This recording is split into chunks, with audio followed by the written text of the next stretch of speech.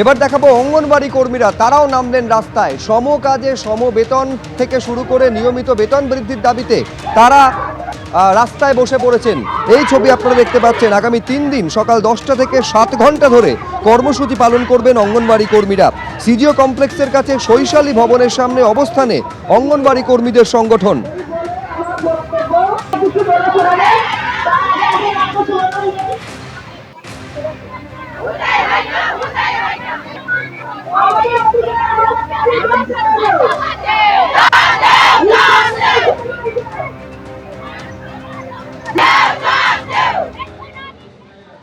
চাকরির দাবিতে শিলিগুড়ি পুরসভা ঘেরাও করলো বিজেপি, সেই ছবি আপনারা দেখতে পাচ্ছেন।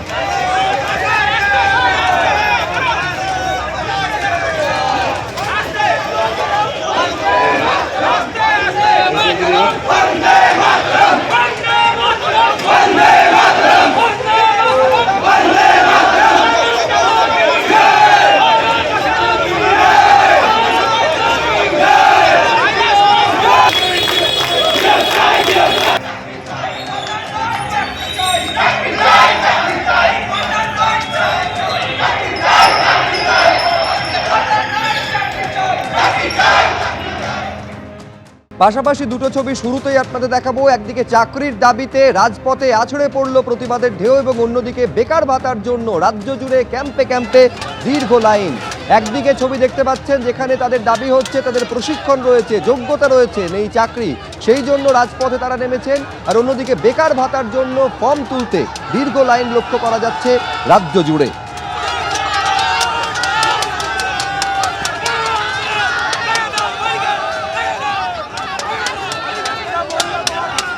শুরুতে আপনাদের দেখাবো যে তাদের প্রশিক্ষণ রয়েছে, কিন্তু চাকরিতে তারা সুযোগ পাচ্ছেন না, ইন্টারভিউতে ডাক পাচ্ছেন না বলে অভিযোগ করছেন তারা। 2025 সালে প্রাথমিক শিক্ষক নিয়োগের বিজ্ঞপ্তি জারি করেছে প্রাথমিক শিক্ষা পর্ষদ, ইন্টারভিউ প্রক্রিয়া চলছে, কিন্তু national institute of open schooling থেকে ডিএলএড এর প্রশিক্ষণ প্রাপ্তরা চাকরি পাচ্ছেন না, এমনকি সেই ইন্টারভিউতে ডাক পর্যন্ত পাচ্ছেন না। তাদের অভিযোগ, সারা দেশে এই চাকরি প্রার্থীদের নিয়োগের সুযোগ রয়েছে, শুধু পশ্চিমবঙ্গের ক্ষেত্রেই নিয়ম মানা হচ্ছে না। আর তারই প্রতিবাদে বিকাশ ভবনের সামনে অবস্থান national institute of open schooling থেকে উত্তীর্ণ চাকরি প্রার্থীদের।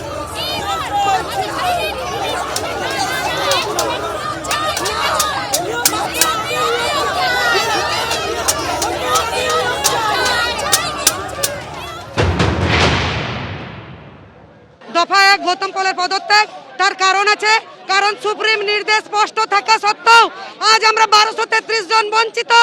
আজ 2025 চলমান ইন্টারভিউতে আমাদের ছোট ছোট ভাই বোনদেরকে ঘাড় ধরে ধাক্কা দিয়ে বের করা হচ্ছে। আমরা ভাতা নয়, চাকরি চাই। সব রাজ্যে এনআইএস থেকে ডিএলএড করা স্টুডেন্টদেরকে চাকরি দেওয়া হয়ে গিয়েছে। সুপ্রিম কোর্ট থেকে আমাদের জাজমেন্ট ছিল, মাননীয় সিজিআই, এক্স সিজিআই যিনি ছিলেন বিআর গাভাই স্যার, আমাদের 3 মাসের মধ্যে নিয়োগ দিতে বলেছে। সেখানে আমাদের পর্ষদ পালবাবু আমাদেরকে কিছুতেই মানতে চাচ্ছেন না। বিহার, উড়িষ্যা, ঝাড়খণ্ড, ইভেন উত্তরাখণ্ড স্যার সেখানে অ্যাপয়েন্টমেন্ট দিয়ে দিয়েছে। আমাদেরকে এরকম হেনস্থা করা হচ্ছে, শুধু হেনস্থা নয়, আমাদেরকে অপমান করে ইন্টারভিউ টেবিল থেকে বাদ দেওয়া হয়েছে, কল লেটার ইস্যু করা হয়েছে। তা সত্ত্বেও স্যার উইদাউট এনি রিজন, কোনো নোটিফিকেশন ছাড়া আমাদেরকে গৌতম বাবু বলছে ঘাড় ধাক্কা দিয়ে এদেরকে বের করে দাও। তাহলেও আমরা জিজ্ঞাসা করতে চাই স্যার, উনি কি সংবিধানের ঊর্ধ্বে? এবিপি আনন্দ, এগিয়ে থাকে, এগিয়ে রাখে।